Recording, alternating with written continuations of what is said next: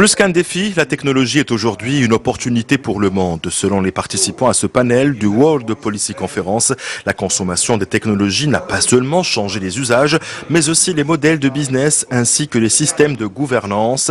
Une révolution numérique qui devrait s'accélérer dans les 3 années à venir avec le déploiement de la 5G.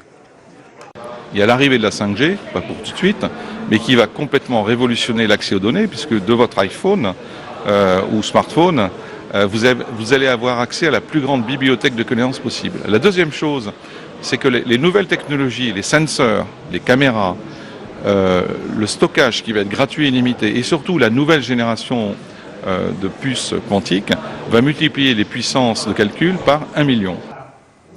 Une mutation profonde ponctuée par le développement poussé des algorithmes qui optimisent désormais l'exploitation de la data. À cela s'ajoute le développement de l'impression 3D pour des industries pointues comme l'aérospatiale. Déjà, les moteurs de la future Ariane 6 ont des systèmes qui sont faits en impression 3D et évidemment avec des réductions de coûts considérables. Là où auparavant une pièce était constituée de 200 pièces élémentaires qu'il fallait usiner, assembler, aujourd'hui avec l'impression 3D on l'a fait d'un seul tenant et avec des réductions de coûts considérables, des réductions aussi de délais qui sont très très grandes.